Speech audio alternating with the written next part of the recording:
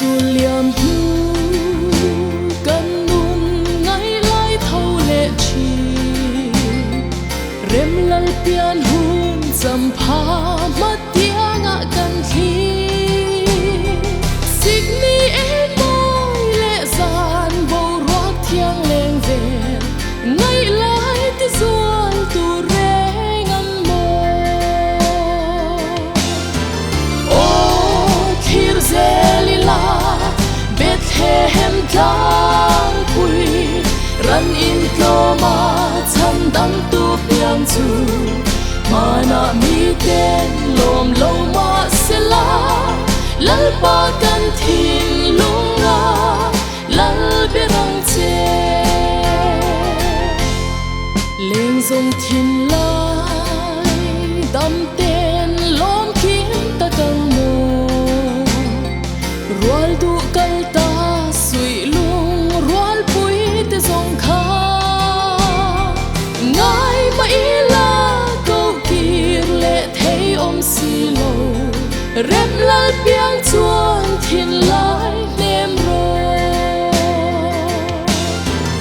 o thir zelila Bethlehem tang pui ran in tloma chan dang tu piang chu mana mi ten lom lo ma sela lal pa kan thin lunga lal berang che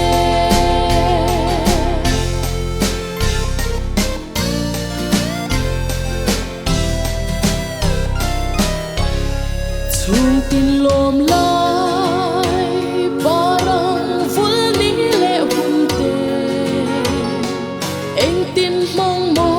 kar la leng rual du ten thin lai dam ten mang la he hun lom om hi lim min lom la la lo piang chu ke ni po in lom na zai la in em mang tu ma thin na le lung len po soi lo vi Bethlehem ma nao lo piang Emmanuela chi bai bu ki i kalang u o thir zelila Bethlehem tang pui ran in tloma chan dang tu piang chu mana mi ten lom lo ma sela lal pa kan thin lunga lal berang che